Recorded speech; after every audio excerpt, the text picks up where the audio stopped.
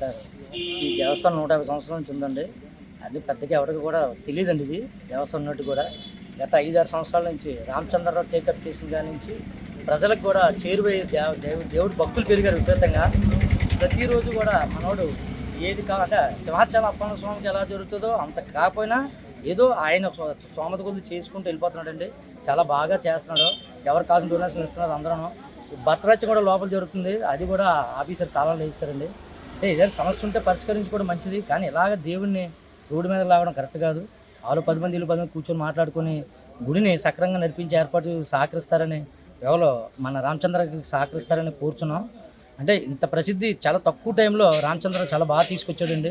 చాలా తక్కువ వెళ్ళే జనాలు ఈరోజు విపరీతంగా వస్తున్నారు. ఇప్పుడు రోడ్డు మీద ఫోటో పెడితే ఫోటోకి కూడా ఆపి దండం పెట్టుకొని వెళ్తున్నారండి. ఫోటోకి కూడా రోడ్డు మీద పెట్టిన ఫోటోకి దండం పెట్టుకొని వెళ్తున్నారు. అంటే దేవుడిని ఎంతలాగా ప్రీతి ప్రాప్తిని ప్రజలకి రామచంద్ర చేసి దగ్గర చేశాడు ఒకసారి ఆలోచించాలి. ఏమైనా ఉంటే రూపాయకరంగా గొడవలు ఉంటే ఉండొచ్చు, తప్పులేదు.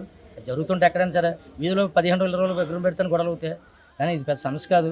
దేవుడికి దగ్గర వచ్చేటికి అందరూ సమానంగా ఉండాలి, సమన్యాయం జరగాలి. దేవుడితో ఆటలాడకూడదండి ఎవరైనా సరే. దేవుడు ముఖ్యం.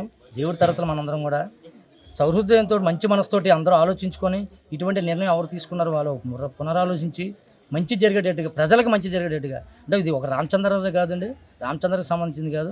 రామచంద్రరావు దీన్ని ఉదయం సాయంత్రం దీప నైవేద్యాలు చేస్తున్నాడు. ఒక అర్చకుడిలాగా అవసరం ఉంటే ప్రోత్సహించవచ్చు, లేకపోతే లేదు. కానీ ఇలాంటి చర్యలు తాళాలు వేసేయడం అన్నది మాకైతే కరెక్ట్ అనిపించట్లేదండి. దేవుడి విషయంలో కూడా దేవుడు కూడా అంటే మంచి జరగాలి తప్ప ఇలా చెడులు చేస్తే చెడు జరుగుతుందని కూడా నేను చెప్తాను, వినయపూర్వకంగా తెలియపరుస్తున్నానండి. ఒకసారి పునరాలోచించుకొని మంచి జరిగేట్టుగా దీనికి న్యాయం ఎలా అయితే అలాగా చేయాలని ఆలోచిస్తున్నామండి. చేయాలని ఆలోచిస్తున్నాం. 10 కూర్చొని మాట్లాడుకొని తాళాలు ఓపెన్ చేసి దేవుడికి దీప నైవేద్యం ఆపకుండా తగు చర్య తీసుకోవాల్సిందిగా తాళాలు వేసిన వాడిని కోరుచున్నామండి. జై శ్రీ